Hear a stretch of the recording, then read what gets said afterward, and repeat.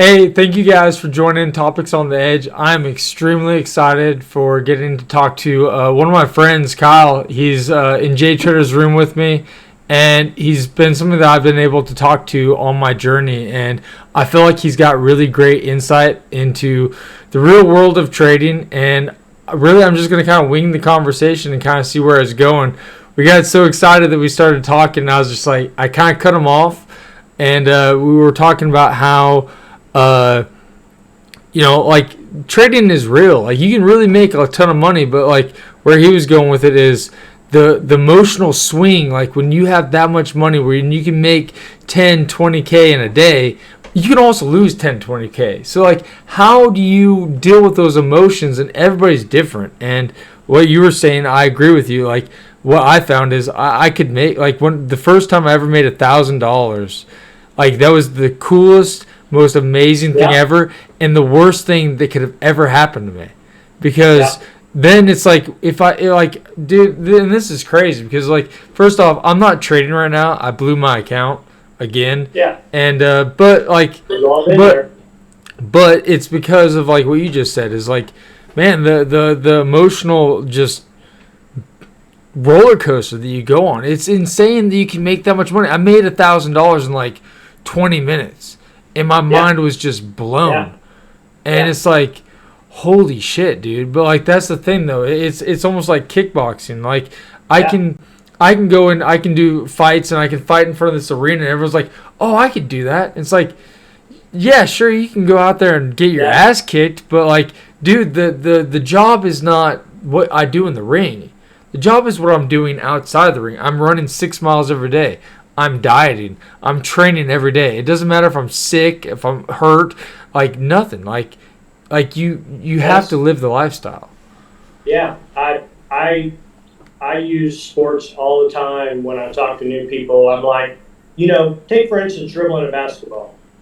It looks easy. I mean, you see people doing it, and then the first time you try it, you bounce it twice, and it shoots off to the side, and you're chasing the basketball everywhere, and you're like, why can't I do this? It's Yeah. like, and you see a guy, but you don't realize it's only easy because they have been doing it for years or months or whatever. But and that's the same thing with trading. I was the same way. I watched the trading videos and all that, and I was a successful business owner, and I had money. And I thought, no problem.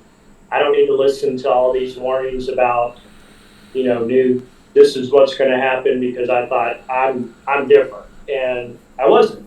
Went through, lost over 100K before I finally got my shit together, and to me trading is more about learning to deal with your emotions than the actual learning to trade. It's 50% of it at least. Because I mean, how many times have you been up 1,000 or 1,500 in a day, and then It's because not you're winning enough. and because it's fun and because of the emotions, you don't want to stop. Why would you Yeah. want to stop when you're in the best place you've been and you're having so much fun, and then you end the day down 1,000, and now you're in the You're in deepest hell. emotional pit that you've ever experienced? It's the same thing to me. Trading is you have a casino in your house, a casino that no Yeah. one is there to tell you to stop. No one knows what you're doing. You're there by yourself. And if you've ever been to a casino or known people that go to casinos a lot, how many stories have you heard where they're like, man, I was either they walk away and they say, yeah, I made 10,000 and that's great, but that makes them go back. And then eventually they're like, man, I was up 10,000. Then and I've been through it when I went to casinos where you're up 10,000, you're happy. Then you lose, so you're having a good time, you stay, your friends don't want to leave because you've only been there 2 hours. And so you stay, and now you're down 2,000. So you still have 8,000, you should be happy, but all you can think about is, I'm down 2,000. So you keep going. Now you're down 5,000. Now you only have 5,000 left. You should still be happy, but you feel like you've lost $5,000 out of your savings account. And by the end of the night, not only have you given the 10,000 back, but you're down 2,000, and you go home, without wondering how you're going to pay your rent. And to me, trading's the exact same way. Until you learn how to handle that, it's it's just going to be rough. And that's, to me, is 50% of learning to trade. And, one of the best things I ever did when I went through a really bad period was I just reset. I was used to making 2,500, 5,000 in a day. And I said, go back to, for me, it was 500 at that time. But I always tell new people, I'm like, why are you talking about 1,000 when you haven't proven you can make 100? And I'm telling them, just make 100 a day. Just make 100 and stop.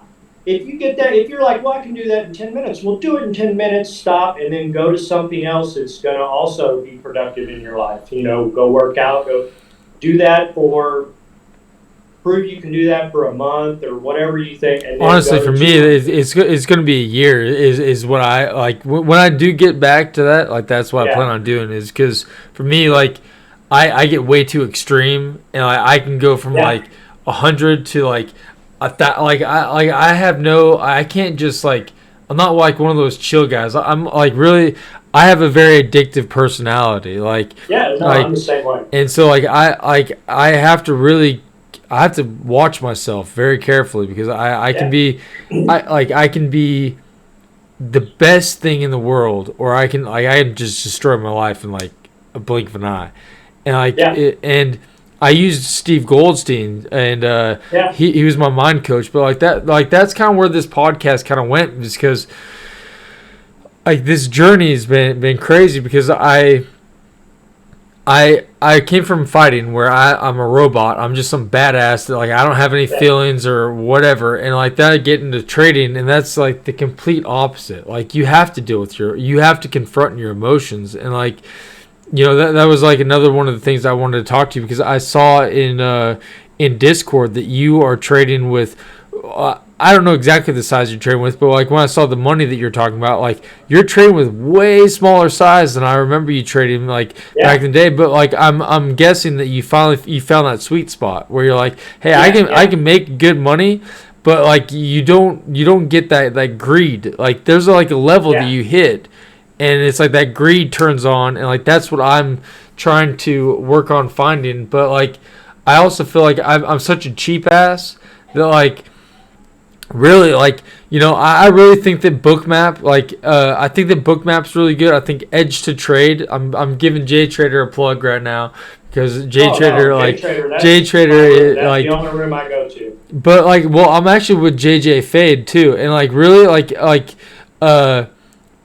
that's also like a theory of mine. I feel like you have to find people that like fit your personality, and like for me, JJ like really connects with me, because not only like does he do that, but like I'm interested in real estate, and he's a huge real estate guy too. And like I'm in that too. And so I really like, but for me, day trading makes that fast money like that you can live off of. And for me, real estate is like a wealth generator that I want to pass on to my kids, and give them them the opportunity to where they can have a much better life than me. But they have to be humble. I got to teach them life lessons so they can capitalize on that. Yeah, I still do real estate. It's the foundation of my retirement right now. I was able to retire in January, and I had a successful business for over 20 years, and sold that to private equity. I had to sign a 5-year contract, so that was part of what affected my trading too. And but real estate, and that's what I feel like in trading. You need to have, like for me, I'm remodeling because I bought my daughter a house to live in, and she paid a cheap rent because back when she started college, she was going to be paying like $750 just in rent for something decent. She was going by where we live, so I found a 2-bedroom house, and this was, luckily for me, it was about 7 years ago. It was about 65, 70,000. It was an older, World War II, had a Jack and Jill 1 bathroom, 2 bedrooms. So we bought it. Payments were $350 a month. She paid me $500 to cover insurance and all that. Well, she didn't while she was in college. I actually, because we were sending her through college. But I bought that house, and now I'm remodeling it when I'm not trading. Like I'll stop trading, then I'll go to that house, because I'm going to sell it, because now 7 years later it's probably worth, I think I'm probably going to get about 150 for it, and I only owe like 20 on it. So Yeah, it's yeah, real crazy. estate, you need to have other things that can, fill in when you're not trading. But yeah, but back to the trading, I've been through the ups and downs, and I was on a high right before COVID, and man, I was making great money, and That's where you then were COVID talking to hit. me and helping me. That's where like you really came into my life because one of my biggest trades was because of you.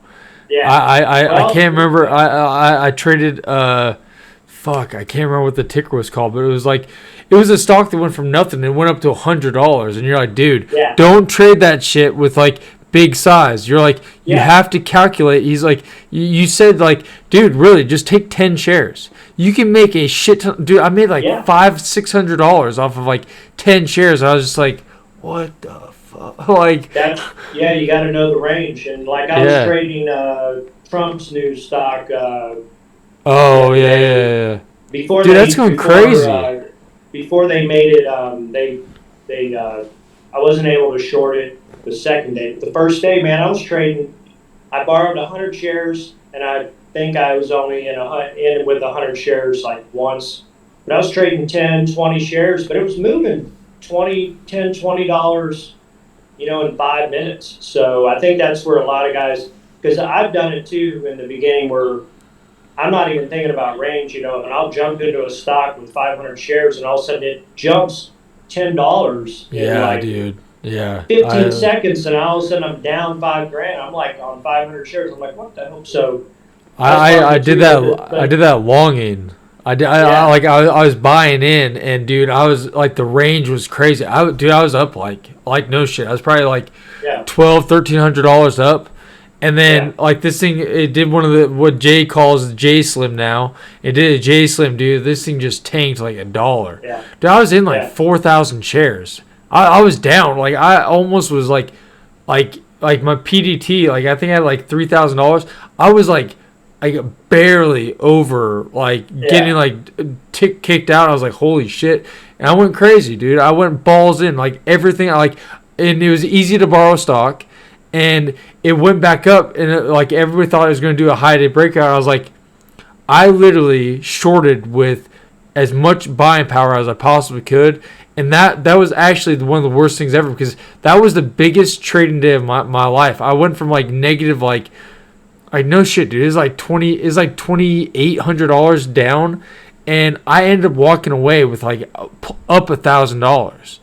And I'm yeah, like, and that, but like that swing, dude, it yeah, mentally just wrecked me and yeah, like that's why I blew my first account. Well, my first real account was because of that. And like once I break the rules for me personally, yeah. like I have to be really careful. Like I remember like Well, Russell Brand is a drug addict, right? And he's like, it I'm a reinforces really a bad thing, because you did something that you shouldn't have done, but you got paid for it. yeah. It worked.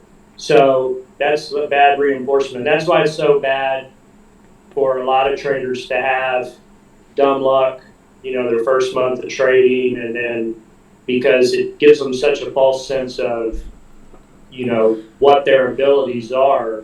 And, because we've all been in those stocks where, you look at it and it does exactly what it's supposed to do. You find your level of resistance, it gets close, you jump in max size, it goes down, it does everything like it's supposed to. So you think that's how it's going to work. And then, so, most times it doesn't. Not especially now. Like I said, for me, it was COVID that where I had my big fall off after I was having great success, because if you remember when the COVID shutdown started and all of a sudden every piece of shit stock, Dude, the it did stimulus not matter. the It would go stimulus up. checks, It would man. go up 100 times more than it should have.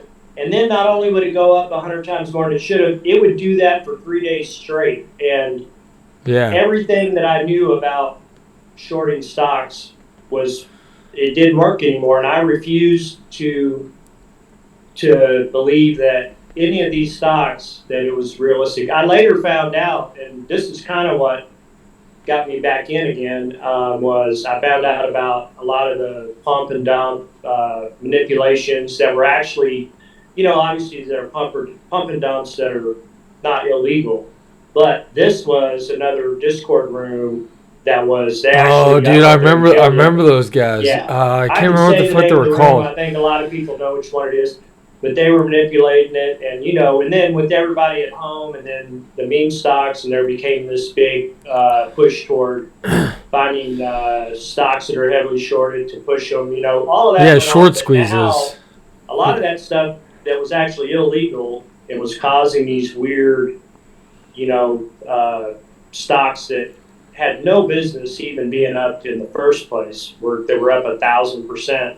It shut all that back down. So now I feel like since I've come back, everything's been fine because my edge is there. But the best thing I did was before I lost everything I made before COVID, I just stopped. I'd lost about 50% what I had made, above and beyond what I'd lost. And I just stopped. I said, I can't trade this market. And there's something, and I had people tell me, well, just go long. And I'm like, I just am not comfortable being long in a stock that I know should be at $1 and it's at $25, because as well as I do, it can go back to $1 a lot quicker than it went up. Yeah. That's stair step up, elevator down, and now I just stick to the one way I trade, which is shorting. And back to what you said about size, I learned the best thing for me when I got back in is I set myself $1,000 max loss with my broker, and so if I lose 1,000, shuts me down. I can't trade till the next day, and my max size is 2,000 shares. This is back when I started. It's different now, Yeah. but what I learned was You know what's funny is I bet some people are going to hear what you're saying, and the only thing they're going to hear, they're not going to hear the message, the gold nugget that you're about to drop. yeah, The only thing they're going to hear is money. They're like, oh my God. And then it's like they're gone, dude. Like yeah, they're yeah, not even going to understand the gold nugget that you're about to drop. yeah. But some stocks, man, with 1,000 shares, you can make $2,000 in a day, easy. Yeah, easy. If the stock gives you more than one chance to get in and get out. Yeah. I I I scale in, and that's why I don't post a lot of charts anymore on day trade on in Jay's room, because Your trading my style is foundation is, difficult. yeah, my foundation is built off of what Jay teaches. I use the 72 and the 89, the Yeah, J lines. J lines, and all of it's my foundation. But now I watch the level two time and sales, and I watch the level two. And it's gotten to the point now over 6 years where I don't even have to be looking at the whole screen. I can just see something flashing over to my left or my right, and I immediately know what's going on. It's just See, you can go back and see it. I watch the candles, dude. It's like a Yeah, pulse. yeah. It's like a living organ. Like you can see it. And you're like, Well, you can dude, tell when it gets like, exhausted. yeah, And like it's got a weird look to it. And like you can't explain it to somebody that has no idea what the hell you're talking yeah, about. But like, but not to get off what I was saying about why I don't post charts as much is because, yeah, I'm using what Jay teaches, but there's a point in your trading where you're still using that as the key foundation, but everyone has a different way of seeing things and their how own they get in and style. how they get out. In the beginning, what the way Jay teaches, it's for the new guys. Like, this is what you need to focus on, and then over the years. So sometimes when I post charts, I think it kind of muddies the water for the new guys. So I don't like to do it a lot. I try to Yeah, just post the ones that kind of won't align with confuse the what new he's guys. teaching. Yeah, But I'm still using the 72 and the 89, and I'm finding my key points of resistance. But because I scale in and scale out, they're thinking that I'm jumping in with max size, lower down, and then I'm just adding to a loser. But that's not what I'm doing. I'm building yeah. my average, Which is and then when why, it goes yeah, down, I'll take some off because I'll feel like, well, it doesn't look exhausted, and I think I'm in a little early, so I may take a $10 loss and cut half my size, or I'll cut half my size, break even. And then it may end up going down, which I still make money, but I've limited my downside. So I have a different way, but it's still based on what Jay teaches. So it's not, and so sometimes I feel like posting certain charts is doing the room a disservice because it's confusing people too much. And then I have to spend time with a new guy who DMs me about, well, why did you do that? Well, And that's why I posted in there. I was like, hey man, like this is obviously a beautiful chart, but I'm like, I want to know the mindset. Like, what were you thinking? yeah, Like, why'd you scale in there? And I started. I feel like that adds a lot of value because then somebody can. yeah, The more experienced guys, the beginners are still gonna be like, I don't know what the hell they're talking about. But like a mid tier guy is gonna be like, oh, okay, I can see that. But like that, like I love diving into that because it's like really. I feel like that's why I jumped into so many different rooms, is because like I started off in like the breakout BS rooms, blew that, got into Jay's. yeah. Keep going. But like I went down a journey like what you're saying, and I feel like you find bits and pieces. Like I don't trade Jay's style. I don't trade JJ Fade style. I don't trade Brian Lee style. Or I was in Laser Wolf's room. What I did is I took bits and pieces and I created my own system. And but I feel like that's what everybody needs to do. But like people don't understand that until it's too late, or they run out of money, or they give up or whatever. But like you were saying something about like during COVID. Like I know this might sound like a complete conspiracy theory, but like that's also why I got into like I do like a little bit of politic rants and stuff. But like I really, for me, dude, I think it's like a money laundering scheme, like for real. And like I know it might sound crazy, Well, but like you're printing off $1,200 checks and giving it to the public to help them. But like then you're also promoting like, hey, the best place you guys can use this money is in the stock market. It's like, all right, Donald Trump. Like I like Donald Trump in like certain areas, but I'm like, come on, dude. I was like, that's fucked. Like those guys are gonna lose all that money, and I guarantee like the craziness that happened in those stocks, like they would go crazy. And it's like you would see a move where I don't know if you ever had this thought pop in your head, but I'm like, there's somebody that just lost their house in that move. yeah, Like yeah. No, I'm like, I know when I see crazy runners or like yeah, like Trump's new stuff, no. and I'm gonna avoid I'm the out. politics, but only because I've been around so long that I've had to. I look back on my life on some hardcore beliefs I had that I've changed, and it's the older you get, the more you realize that you don't always know, and especially in today's world, I the only news I watch is financial news, and I take that with a grain of salt.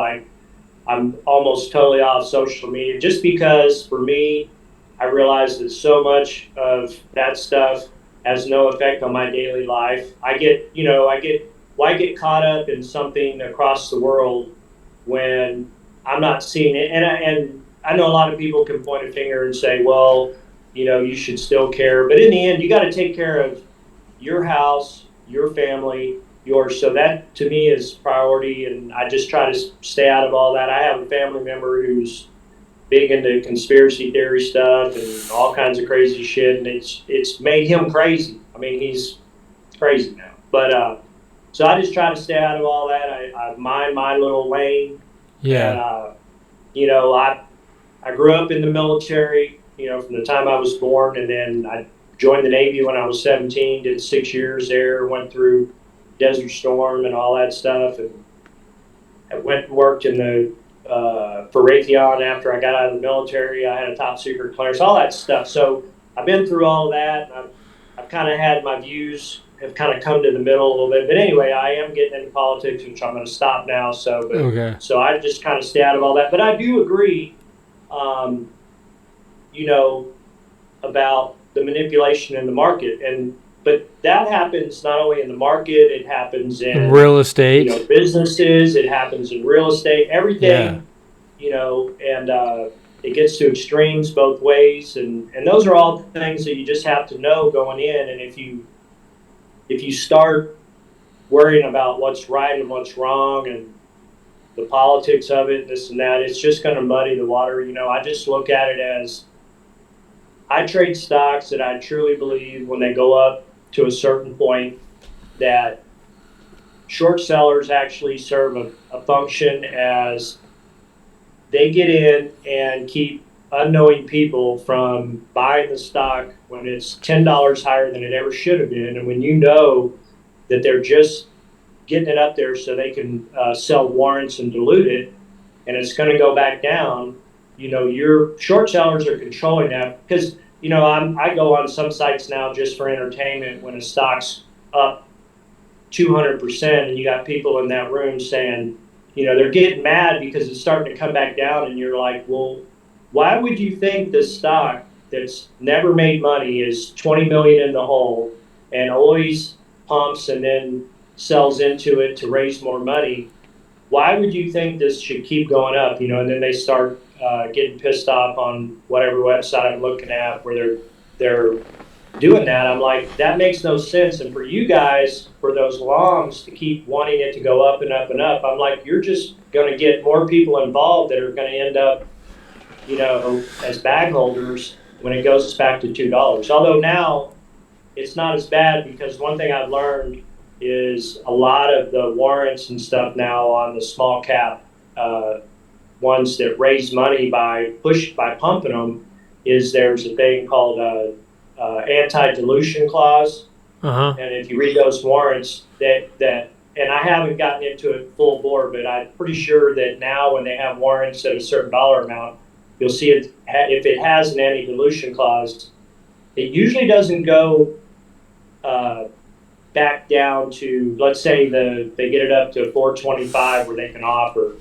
If there's an anti-dilution clause in there, it may go back to 3 by the end of the day, but usually you'll see that the big hand is out after it gets down to about 4 when they're done, because I think that anti-dilution, because if you remember back when I first started, man, stocks would go up to maybe $3 or $4, and then they would go back to 10 cents. Yeah. When they offered, they didn't just slowly go down. I mean, they went straight down from $4 to or the after hour. Like, do you remember the after hour offerings? Like those, dude. Yeah, I made some bank on that shit. And it's like people would like buy into the close and it'd shoot up, and then like 1 minute after close, dude, it was like when they can't get out. Yeah. They just. And I was like, dude. Yeah, so a lot of the people now that are funding, the warrants and stuff like that, I think that they learned, or maybe some law was passed. I don't know how it all goes, but I do know now that they tend to,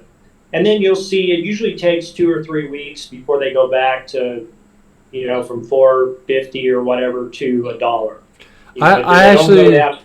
I have noticed that is like the markets change because like you can still make money. Don't get me wrong, but like what you're saying, like they're not just like.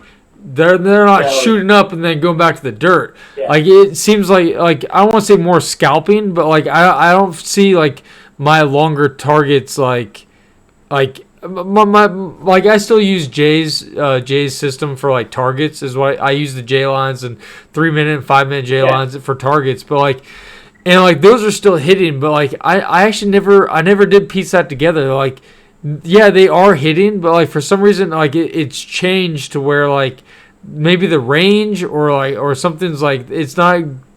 I don't know like that's really interesting. Yeah, I'm thinking they have to support a price level for a certain amount of time after they offer, and because a lot of times I'll notice that once it gets down to a certain level, you'll see big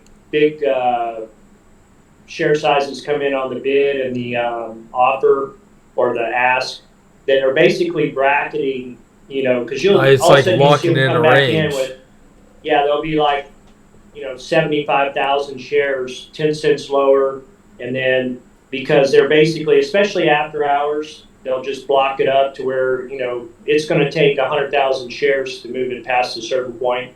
And I think that's just they're doing that to protect it from bleeding off too far. Like I said, and I could be wrong, but I do know there are anti-dilution clauses now in on a lot of the warrants, which doesn't mean, because I've watched it like free market, I've in the last 2 weeks I've been trading stocks that I'll notice pre-market, they can offer at, let's say, 385. It'll get up to 390, 395, and then it'll sell back down to 10 cents below what the offering can be at. And then it'll come back up and it'll go back and forth. And then usually before the open, they'll get it a dollar higher or whatever. And then you'll notice it's got a shit ton of volume between that offering level and a dollar above or whatever. And so they're not letting it go below, because it used to be that once they got above that amount, it seemed like they would tank and it would just die. And they could sell, 2 million shares when, on a 5 million, the share size would be 5 million in the stock. Well, when they dumped 2 million in it, it would take it all back to 50 cents. Yeah. But now it's like it seems like that anti-dilution, they're not allowed to do that. They gotta maintain a certain level. So knowing that has helped me a lot too, because it helps me know when to get in, or to know if I see a certain amount of volume and a certain amount of share size going through the stock pre-market, I pretty much know that this one is probably going to offer, and so they're going to get it up. So if it's below that offering level, it'll keep me from getting in too big, because I'm like, they're going to get it up another 50 cents because they've already gotten it so close that that's what they're going to do. It's, because sometimes you'll see one pre-market, it'll shoot up $1, $1.50, it goes from $1 to $2.50. But then within 10 minutes, it's down back to where it started or whatever. And I make money on those. But that's just some small room or somebody trying to manipulate. But they're not involved in trying to get it up. They're not the big money. It's just someone trying. It's maybe a chat room or something like that, and. Which is that's actually like one of my, is also, I guess, in a way kind of a conspiracy theory, but like that's how I feel like those, like the first guy, like, I don't care, like his name's Mafia Trading or Investors Domain. That dude, I swear to God, like he had like 300 people in there, and he would teach all the worst shit in the world. But then I remember him saying, like right before I left his room, he's like, actually, and he's honest. He's like, I'm actually more of a short seller. And I remember, like, I don't know if like he just forgot or he's being retarded, and he told everybody. I was like, what the fuck is short selling? But like you were saying, like, why would you guys be trying to buy this stock that goes up? I feel like a lot of them that go up is because there isn't, like, there, like you and I, like, we found Jay. I found JJFA. There's like Brian Lee doesn't really talk about like strategies and stuff. He talks about how to compound and everything, like, which is great, but like he's not like how to manage your account. Which is genius. But it doesn't really. And he's got a huge following, but like he doesn't like talk about strategies or whatever. I feel like a lot of people they don't connect the dots. Like, wait. You can make money when a stock goes down? Because I remember that first moment that I was like, dude, you can make money when the stock goes down. I'm like, how the fuck does that work? I'm like, whoa, that would make a lot of sense. Like, this guy's robbing me. And then I'm like, I remember I called him out, and I was just like, right before I left, I was like, dude, you're a piece of shit. I was like, you're literally getting us all to buy while you're short selling the shit out of this thing. That's why you can have like these brand new cars, all these, like, because you're robbing us like blind, dude. And I was just like, at the same time, like, I was dumb. Like, that's the same thing. It's so easy to blame somebody else, but I'm like, that is screwed up. But it's like, at the same time, I was dumb enough to fall for it, and so I'm like, okay, I need to learn from that shit.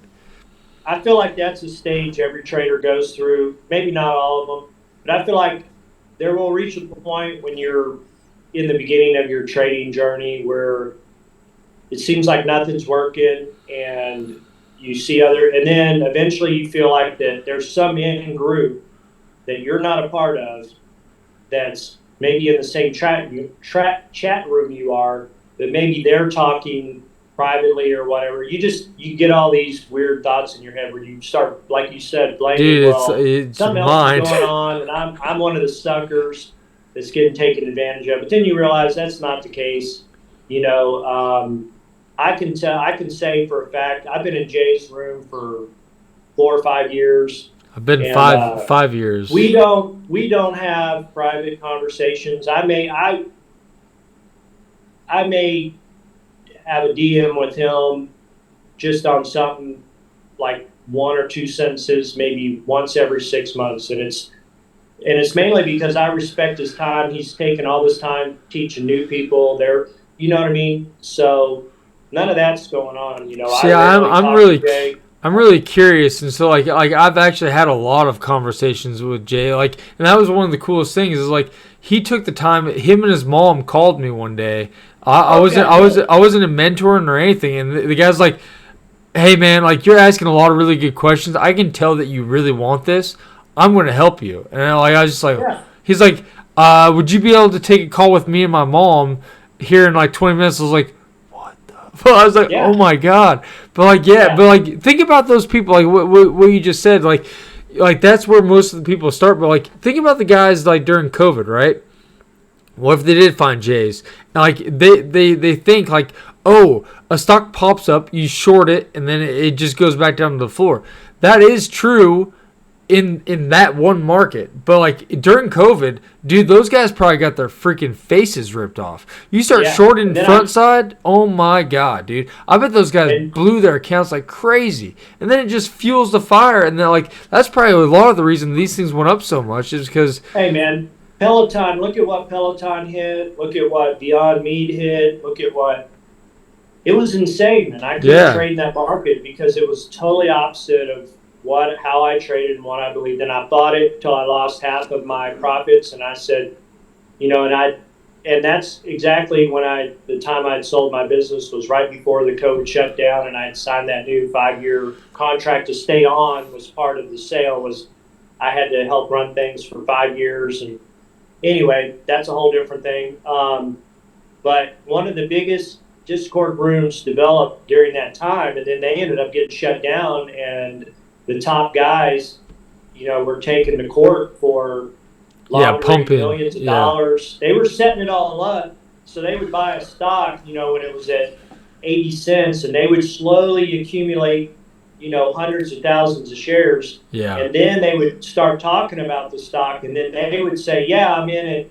They had all their shares bought at like 80 cents, and then at a buck 50, they'd say, "Hey, this stock's It's looking going to the good. I'm moon. in." The next Tesla. They were saying they were getting in with an entry of a buck 50, and then they'd say, "I'm adding more at two. Oh, I'm adding more at 250." Well, They're they weren't selling. adding shit. They had already had, 500,000 shares at 80 cents, and then when they got it up to three or four and saying, "Yeah, I'm going all in," they were selling, and they got Yeah. proven, and it was the biggest room, going I remember on Bitcoin. I used to follow that on Twitter to see like what I was stocks in was with, he talking about. So like I would wait until I saw like a exhaustion candle and then yeah, I get in. But like during COVID, I had to change my style up and like I started realizing there was a lot of those stocks. But one thing I started noticing is like before 10:30, like almost no stock died before 10:30. And like I remember like I wouldn't even allow myself to take an entry until after 10:30 or like yeah, is like 10, 10, 15, 10:30 something like that. Like I couldn't even I could not touch a stock until it was yeah. at least 10:30 and like I'd have like one shot at it. If I didn't get it, I had to wait until like 1:30 because then it was gonna have like a late day fade and it was just gonna tank like crazy. And so like Yeah. I start like you adapt to stuff, but like that's what I'm saying. There's so much work that goes behind trading. It's not just pushing a button. Like it's your mind. Like you were talking about Well, a while ago, like being up a lot of money and then you end the day down $1,000. I had that happen to me a million times because I'd be up $500-600. I remember my brother being like, "Dude, like just cover. You're up $600 in one day, and this is a that's part-time that. job."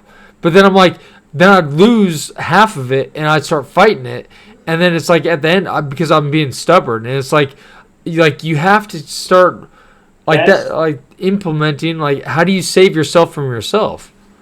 Well, that's the psychology, and like I say, it's just like the psychology of going to a casino. You being up 250 feels horrible because you were up 500, and that's where that whole psychology comes in. You're up, but the way that our brains are wired from the days of, when we were just trying to survive, running from tigers or whatever, and hunter gatherers,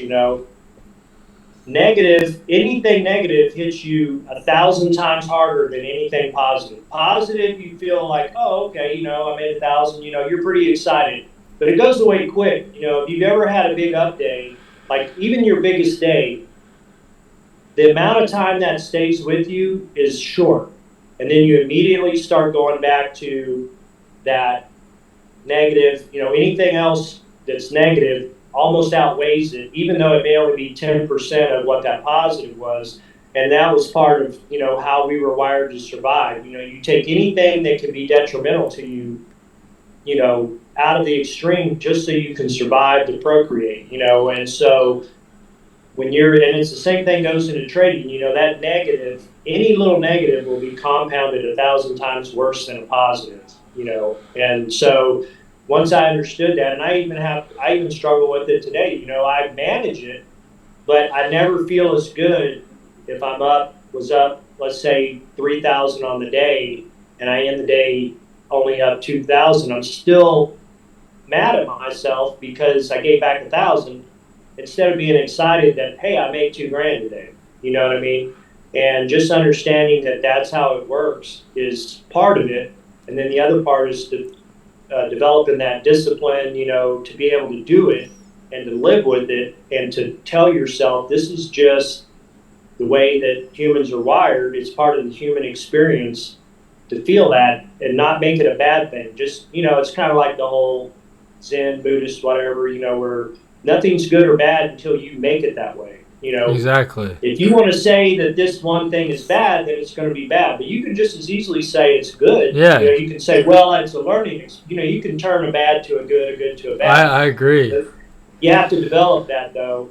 And me being older now, I've gone through the whole, examining my life and examining, I've gone through all of that, and that can almost be a curse too, because you self-analyze so much that seems like all you do is you're judging yourself every day, self-analyzing. It's, and then you almost wish for the days when you never even thought about that shit. You just lived on, you just did whatever and really didn't give it much thought.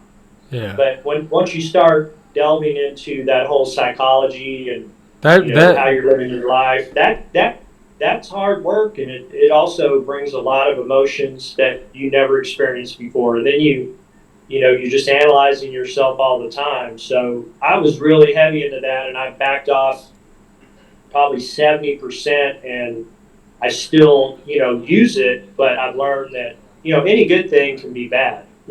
Something that's healthy and good for you, in the extreme can kill you. So but yeah, so I try to apply that to trading as well. How did you work on that? How did you get yourself? Because the reason I'm asking is because that's definitely me. Like I definitely let myself, and like what I consider that as being present.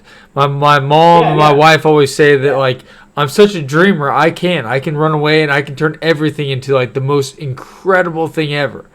But if I'm not being present, that might not be the best idea at all the time. So, how did you work on that? Back it's probably been 5 years ago. I'd never done anything like this in my life, but I actually went to Jamaica and went to a mushroom retreat. I'd never done a psychedelic in my life, but that's where I was in my life. I was like, man, because I'd had a successful business. My kids were graduating high school, and all of a sudden I was just miserable with where I was in life. I felt like I've had all this, and I was kind of at that crossroads in my life of, why am I so fucking miserable when I have so much? And so I had already started the journey of, that type of thing, but not to that extreme. So I'd done a lot of reading, about how certain medical ayahuasca places we're doing, psilocybin and all of that, and it's helping people with anxiety. Because I've run on anxiety. Anxiety has been my fuel my whole life, Anxiety has always been what's put. Anxiety can be good as long as you don't let it take you to those really bad places. But I was the type of person where, I'd feel like on a Saturday, okay, I'm going to relax, enjoy my day. I've had a great week. And by 1 hour of relaxing, all of a sudden I'm up around the room pacing, wringing my hands and, got to do something because I'm a loser if I don't, so that's kind of what drove me to a lot of my successes, which isn't always healthy because, anxiety drove me to keep moving forward.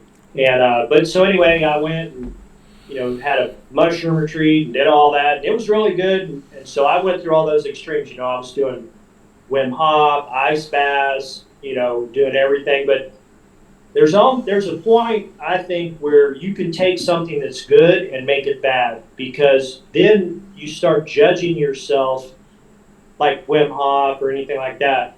You judge yourself because maybe you didn't take an ice bath that day. So now you're beating yourself up because I didn't take the ice bath. Yeah. Instead of saying I did it for 4 days straight, I didn't do it this Friday. Instead of saying, look how good I did by doing this, you just focus on that. One day you didn't do it, and now you're beating yourself up. So something that you brought into your life to be a positive, you've once again turned it into something to beat yourself up and to judge yourself. Isn't that interesting? Isn't that interesting? Like how you can have so much good in your life, but people will like for instance, like for me personally, right? Like I truly believe that I have the best life ever. Like I am like.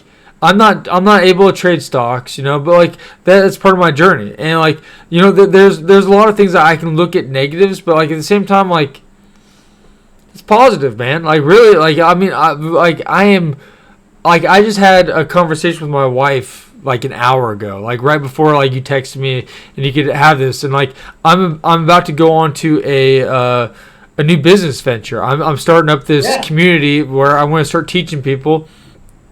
I'm not like Jay. I'm not like a super successful trader, but like I want to teach like my kind of like trading system, and I have like a community, and like I also want to talk about my experiences with real estate and like life experiences. I want to talk about politics and but at the same time, like kind of like what you said, like you don't like politics. You don't like if I came on here and I started pushing you to talk about politics, you're like, dude, I don't want to talk about politics.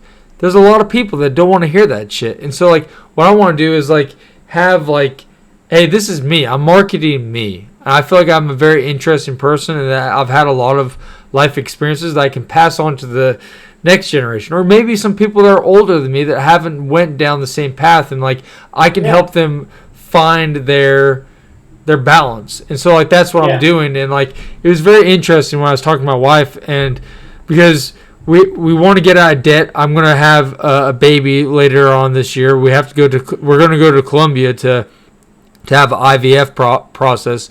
My wife is 6 years older than me. She's 40 years old, and I don't want to put her at risk to have a baby, and so that's what we're gonna do. And so, like when I was telling her, I was like, really, I have like 3 different things that could actually generate money to give me the life that I want to have. And one of my buddies, Chad Kennedy,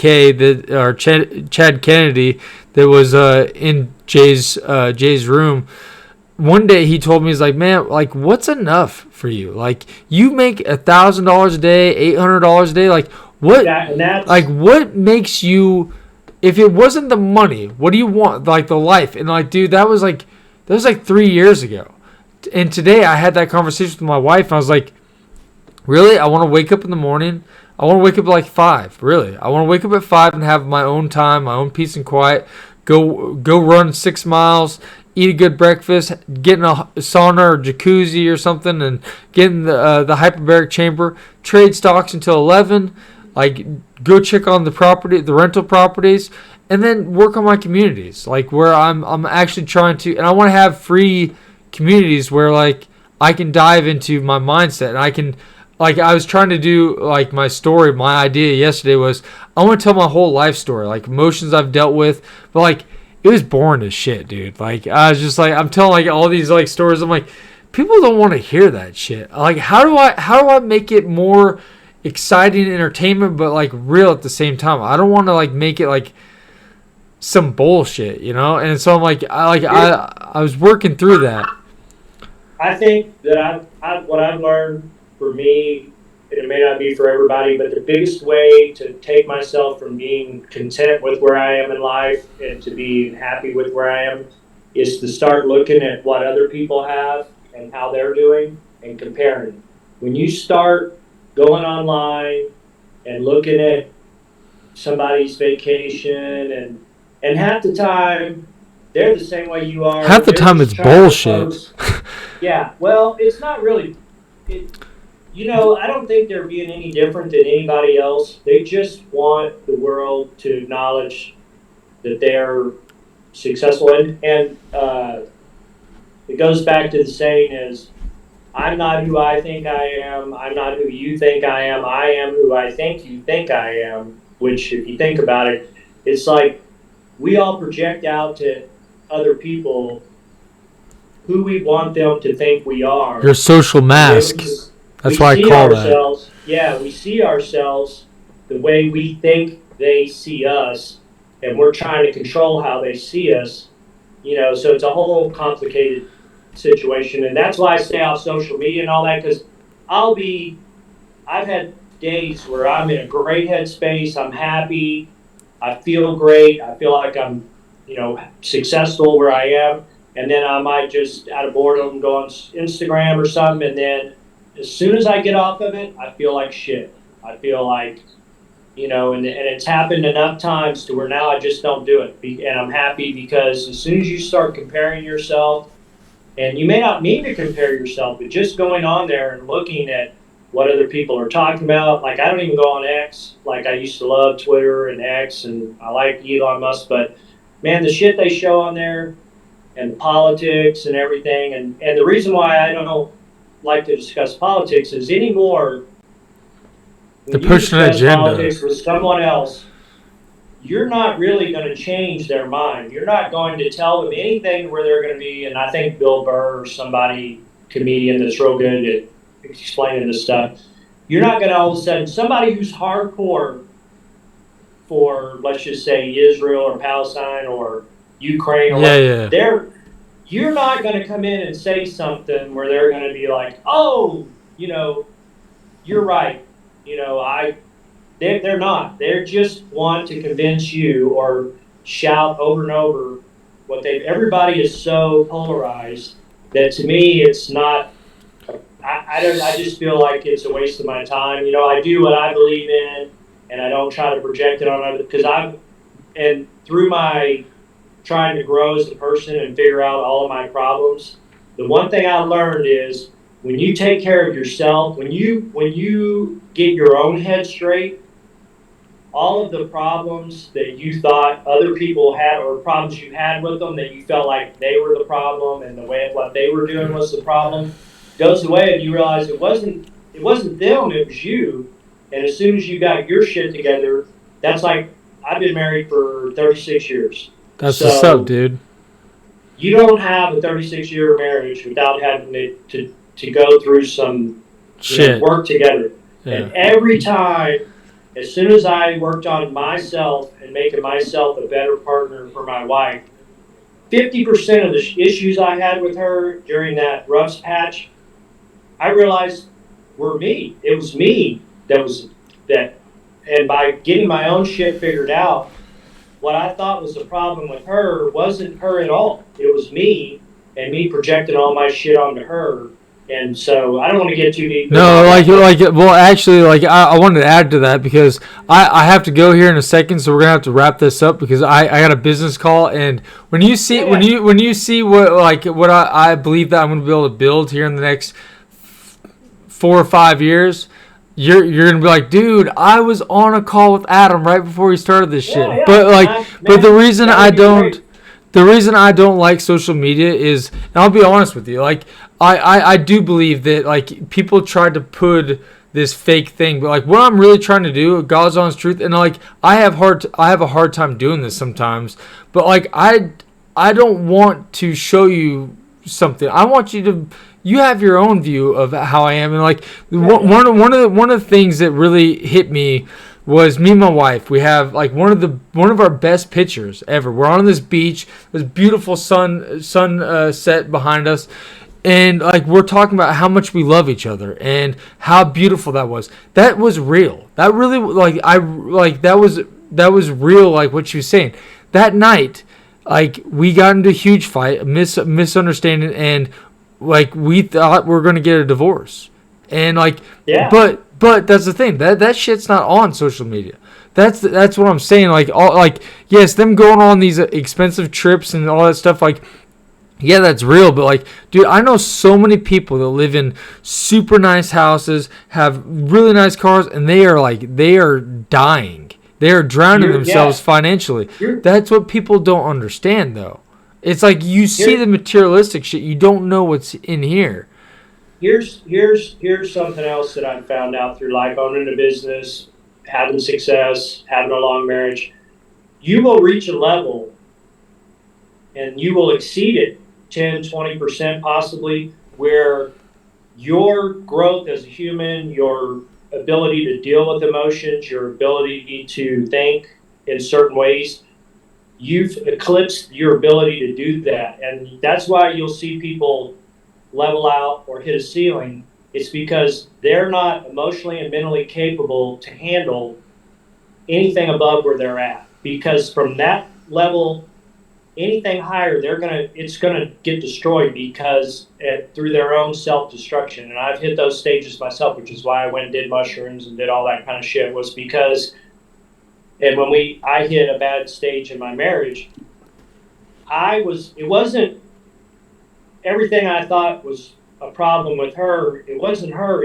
I was at a point where I wasn't able to deal with and express, the mental anguish I was in, and I just couldn't explain it to her. So it just ended up coming out as anger, shouting, tearing shit up, throwing a fit, and I was fucking miserable, because I couldn't figure out how to get past it. And the only way to get past it was for me to work on myself and say, okay, I have an issue.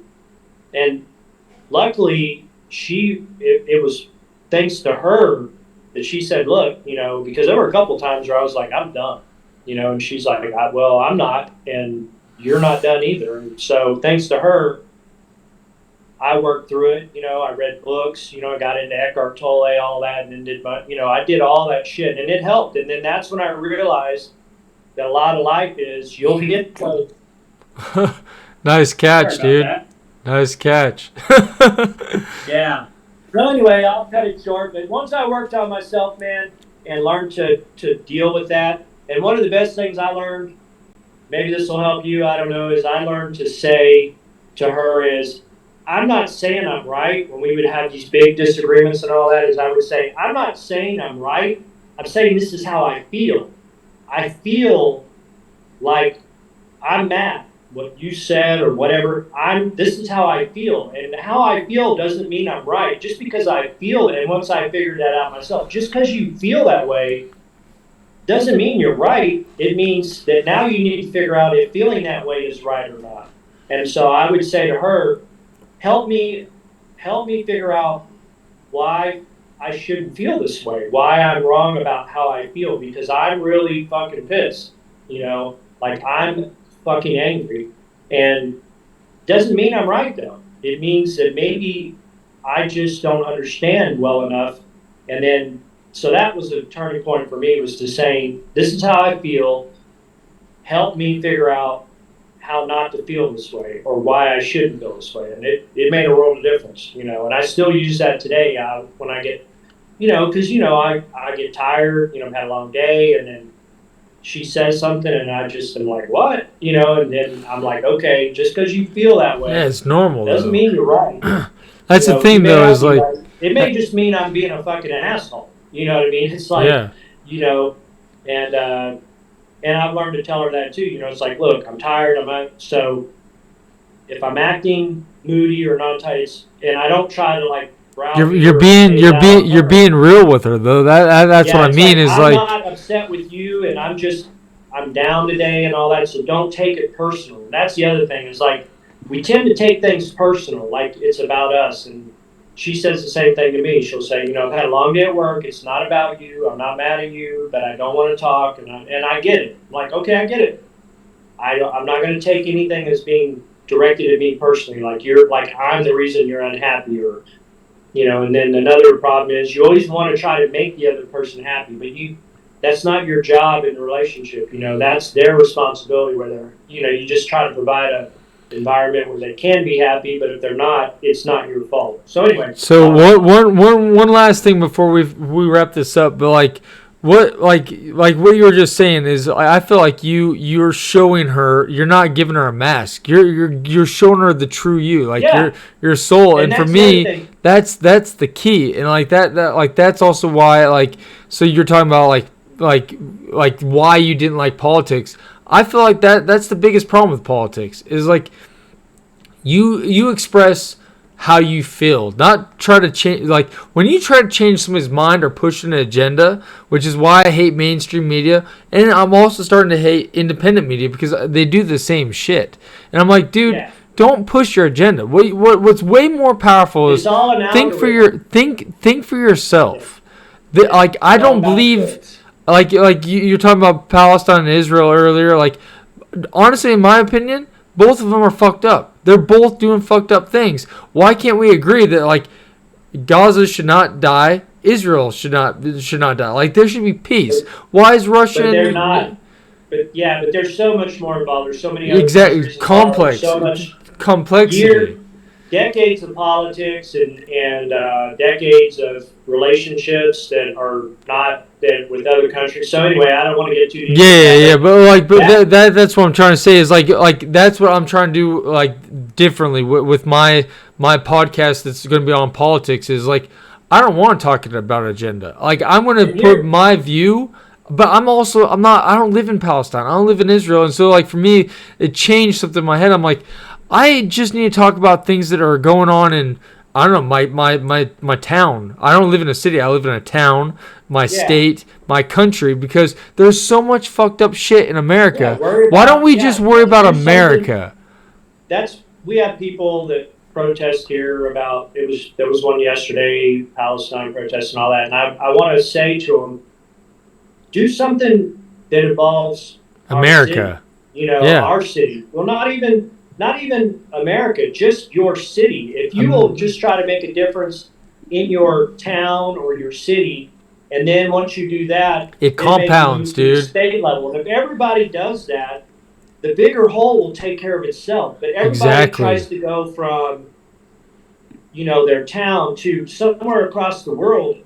And they're out here in my little town protesting about something that's a world away. And I'm like, people here just are trying to deal with, the things that are going on in our town. We're not. They're trying to fix. How much easier is it for you to look at somebody and be like, man, their life is fucked up. I'm going to tell you how to fix your life. But instead of doing that, like, it's so much more difficult to like focus on yourself and fix yourself. And like for me, like that's exactly what I mean. Like my delivery might be off, but like if you focus on yourself, then your wife, then your family, your house, your county, your city, like if everybody started doing that, like it's like Brian Lee's thing, the compounding. And it's like you want to go from, like, he talks about how he would risk $20 a trade. And he's like, yeah, you guys might laugh at me. I didn't make shit, but like at the same time, like now I'm a millionaire because you don't understand the power of compounding. Like imagine if like people do that. I'm at an age now where I understand that, and I see how so many things that I did 10 years ago have greatly affected me now, financially in a good way. And the older, and when I was 20 or 30, I couldn't even imagine, especially I remember when I was 18 and I was in the Navy, and I was thinking, man, I don't know that I want to do 20 years because I thought my life would be over. I'm like, 20 years, my work, I'm going to be done, and this is all I'm going to get for retirement. And, that was 20. I still had so much of my life after that. So the older you get, the more you realize that how time works, and the same thing with politics and what's going on in the world today. It's all happened a million times before. We had Vietnam with the Vietnam it seemed like the whole country was going to fall apart because we had people protesting in the streets, and then we had, Desert Storm, and then we had, and it's just the same cycle repeating over and over and over again. And then, but it's the new generation, whether you're, I'm Gen X, well, I'm about 5 years away from being a boomer, but I'm Gen X barely. And you just see with each generation, they're doing the same thing that two generations prior You did. just need to break And that shit and break the pattern and make a new pattern. But they But all act like it's the end of the world. The world's going to end, and they're how are we ever focused going on to get all through it? negative. It's all negative. Yeah, You need to focus on the positive and change some shit. But anyways, yeah. But it hey all, man, I've loved having you on the show. Like would you ever be down for oh, never mind. The guy just texted me. I got an extra 15 minutes if you because I like really I was like, dude, away from I, trading, but I was that's like, just dude, how I like am. no, dude, like really like I don't know. This is why I want to make a podcast. I love talking to people, man. Like I can't even begin to tell you like how happy it makes me to like be able like you took time out of your day to talk to me and like really I feel like you had a lot of good like gold nuggets. Like imagine like you take any podcast, right? Like some people connect with like well anything like people connect with different things, but like that's the thing that's what I mean is like those guys that are they're going for pro Palestine or whatever. Those guys have a different mindset. Like if you're not for pro Palestine, you're pro Israel or whatever. Like why bash those guys?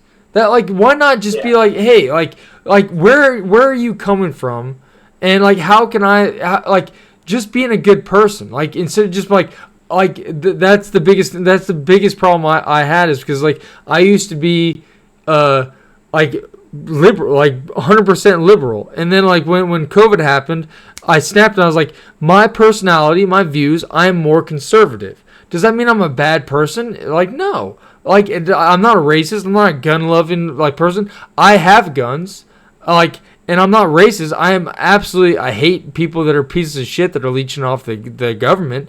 Is that bad? I don't know, maybe, but that's Yeah. honest. But it's like No, that's what I mean is like just be honest and just have conversations. And I feel like when you start doing that kind of stuff, it allows for people to change. And it's like I believe in capitalism because I do believe in capitalism, but it's at the same time, like the ultra rich, I don't believe in that shit. Like I believe like no, it's yeah. crazy to me that like one person like George Soros. Think about how many lives that dude could change Yeah. by himself, or Jeff Bezos. Like I understand like yeah, dude, get to a point where like they should like it's like they broke the game. No, Like it what do you want from life? And then you start I doing all this crazy anti-Christ, crazy shit. Like really, dude. Like you start looking at like that's the kind of shit that scares me. Like if you're Democrat, that's cool, but like the woke there shit, I'm never behind that stuff at all. Like it's there's crazy. always in any system, whether it's capitalism, communism, whatever, there's always the extremes, and they're always, they're not good, but they're the extremes to one way or the other. Same with capitalism. Same with, I just, it's the system I live in. I think it's the best system. But It what does it have its if problems? Yeah, yeah. But It's what if I have a question for you? It makes me curious. But like so like if imagine if like for some reason like you believe that like our system capitalism is the best system. Like but now if you believe that communist or being a communist was like the best life ever, like I don't believe I should judge you. Like there's places that you no, no, could go, no. I like don't. And that's what I'm saying. yeah I don't try to push that push on your anyone agenda else. And if someone exactly. wanted to ask me and I felt like talking about it, I would say, well, this is what I think. But I just think that, over time, it's proven to be. I'm not saying it's the best system that there could be a better system in the future, Probably will but be. and then but then I sometimes late at night I'm sitting around thinking, well, why are we even doing it in the first place? Everyone's looking for the meaning of life, and I think we're just another organism on the planet that one day will be gone, just like anything else was. And we're all trying to think that there's this great meaning in life, but really all we're doing is just getting up. working, sleeping, consuming, procreating. I mean, there's no. To me, it's almost like we get caught up in some of these things that I think are kind of funny because as humans, I think we elevate ourselves way too high sometimes and how we affect the planet. It's kind of like that. I was watching George Carlin the other day or whatever, talking about save the planet. How egotistical that is to think that the planet's even worried about us and that plastic or oil or any of that. The planet doesn't give a shit. One day a meteor will hit, we'll all be gone, and the planet's still going to be here. We're not going to be here. It's going to keep, and it's going to move into some other thing. But we try to act like that we're the reason the planet exists. We were just lucky enough to be on, to develop to where we are on the planet. But one day, the planet doesn't give a shit about us. Or the people living on it. I remember I follow this guy called Alex Hermosi, and like I got really scared because I thought the people that loved me and cared for me, like they were gonna think I was crazy when I start talking about the stuff that I say, because I'm honest, man. Like you could ask me any question. I'm like, I don't know if you believe me or not, but like you could literally ask me any question. I'll give you the honest answer. I really don't care. It might I might have to be like, I really don't want to answer that question. I'll be real about it, but I'll be like, fuck. All right, man. Here you go. Here's my answer. Like, don't judge me. You ask a question, I'm gonna give you the honest answer. Don't ask a question that you don't like or you might not like the answer to. But I remember, it always makes me so nervous, putting out all this stuff at the very beginning. And he's like, man, how horrible are humans? To think about I can't remember the woman that he used as an example. I think it was like Betty White or whatever. And he's like, this phenomenal woman. I bet you haven't even realized that she's been dead for it was 3 or 4 years or however long she passed away. And he's like, I bet you never even thought about her.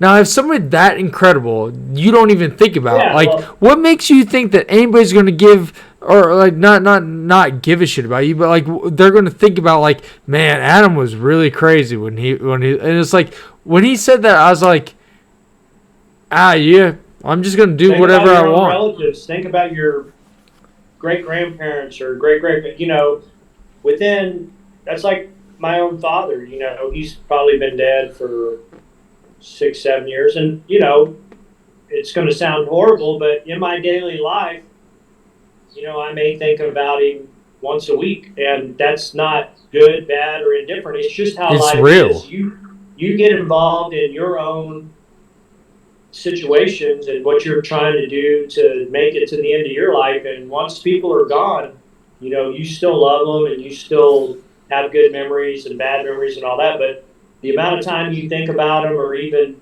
if they were really great people or really bad people, it's just a brief thought, if that, and that's how life is. So people, I don't know. I think that one of the things that really clicked for me, you were talking about, and I really looked into that stuff too. I never heard of shroom retreats or whatever, but during COVID, I was looking into going down and doing an ayahuasca trip, really, because I did.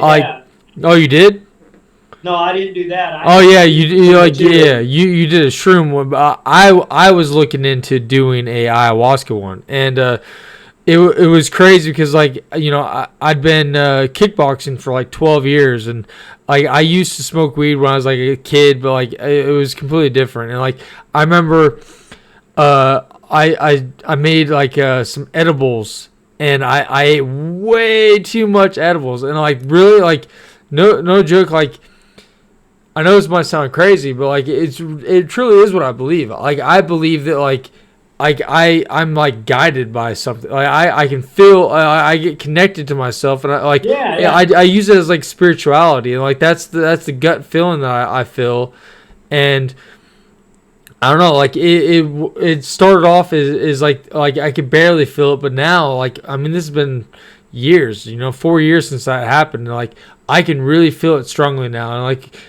it might not end up it might not go as good as I want, which is what my wife has to bring me back down to earth, because I'll see something, I'll get a good gut feeling, I'm I can see this amazing future, this possibility. And she's like, no, bring it back down. You're gonna ruin your expectations, and like you're gonna get super sad for like a week if it doesn't go perfect. Like just be present. Take it for this might be phenomenal. Like this business idea might be phenomenal. It might not. I might not make a damn dime off this thing. Like who knows? Well, they did. The good thing about not getting too carried away is sometimes people will have a great idea and all that, and they'll live in the ultimate success of it so much that they've already almost sucked so much of that out. It's to the point where once they have to start doing the daily grind to get them to that point, it feels like a disappointment because they've already let themselves experience through imagination the joy, how great all that's going to feel. Yeah. So when they actually have to go in and start from the, to make it go, it's like a letdown because they've allowed themselves to experience that in their own mind so much, I feel like that's why I had to take a break from trading, because like you saying that just kind of like spoke to me, like that gut feeling that I get. I'm like, that's why I like talking to people, because I feel like when people are real and like and saying stuff like I'm really learning from you, and you're helping me in my life in ways that like you might not even recognize. But like I feel like we're all connected together, and like that's kind of why like I got into like the political world too. But like it's all connected. I feel like politics, real estate, trading stocks, family, like it's all connected in its own way. And like for me, it's just like it's all about being a good person and trying to imagine if everyone went out and just made one person's day. Just one person's day. Imagine how good. Let me ask you this. When you're in a trading room and like say like for me and I'm in Jay's room every day, isn't it funny how you automatically assume that all of the other traders are doing good, that their lives are good, or that unless they're just blowing the room up with how much they suck and how many losses, but you just automatically assume that everyone else is doing so good and that they're in a good place and that they have time to DM you. Because this is what I think about anytime I wanted to DM Jay or whatever. So I'm like, just because he's successful and doing all that doesn't mean he doesn't have bad days or whatever. And is this worth sending to him? I try not to assume that he's got all the time in the world or whatever, but it's funny how we do that. We project that onto other people, and then how just from a few written messages in the room and all that, we think, there goes my phone again. We think we know who they are, everything about them. We kind of build them up as we see them, and then that's why it's so weird when you finally meet them. It's kind of awkward because it's like, man, I had developed you as this person just from these words that I read every day. And then when you meet them, it's like, wow, you look different, you act different, And so, I think we tend to do that with other people. And I can't figure out now why the hell I started on this line. I remember. We tend to do that. We tend to assume everyone else has got a better life. They're doing better in trading. And a lot of them are struggling just like the rest of us. They had a bad day, or maybe they did have a great week, but then, because a lot of them aren't going to say, yeah, my week sucked. I had a red week or whatever. But that's the other thing we have to do too is not always assume that everyone else is doing so much better than we are, And I try to remind myself of that. I'm like, they may be, going through a relationship issue, or their child might be in the hospital, or but you don't know any of that. But you just always assume that everyone else their life is just going perfect. It reminds didn't just total her car or whatever. Yeah, I remember talking. I literally had that exact conversation with my brother on Friday. This guy was riding our ass, and like my brother started going like 100 miles an hour in the car, and this dude's on our ass. And my brother's freaking out. I'm like, dude, just let him pass.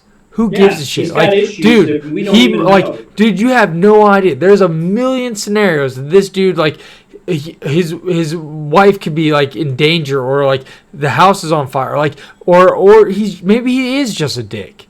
But like you are assuming you have no idea what that guy's going through. Just get the hell out of his way. Let him pass, and don't be a jackass, because right now what you're doing is you got triggered and you're putting my life at risk by going 100 miles an hour. And you don't know get when the you hell might off. be the last straw that broke the camel's back. Oh, like dude. You might be you might just have pushed him over the edge to where now he's pulling out a gun. That's what I try to tell my wife and kids when they get, because my wife before used to have a tendency to like get mouthy at people when she was driving and stuff, and I'm like, quit doing that. I'm like, because you're going to do that to the wrong person, and they're going to block you off, and they're going to have about 5 years of frustration, and you're going to be the one that gets it. Yeah, so the bomb, dude. It's not worth it. So, but anyway, kind of diverged from. But really, that's what this podcast is about. Like, I'm talking to people about trading. I'm going to start talking to people about real estate. Most of the people I have lined up, like I already talked to Meta. Do you remember Meta from Jay's room? Yeah. He's my first guy that I had on. I have you. I have Jay coming on. I have Eduardo from EduTrades or whatever. But then I also want to start getting like some like politician kind of guy, or like I don't know how I'm going to do that, but like I'm going to try to get people that are in the political world or whatever and start talking to them, like kickboxers, because like really this podcast is all about mindset and like understand where people come from. Like a lot of people that watch this might never give two shits about trading stocks. That's okay. I guarantee that if you like take a step back, you're gonna learn something that you can relate this conversation to a business or like anything else. I feel like everything's connected, and if you can just peel back that layer a little bit, like it's gonna give you some insight on your life. But I do gotta go. Hey, one quick thing though, I'm not in a jail or a prison or anything like that, because I was just looking at my background here. This looks like a jail cell door, but it's not. It's just I live in an old building that I bought. It was built in like 1876, so I made lofts out of it. But that was just the door to the fire escape that I thought was cool, so I left it. But it is cool though.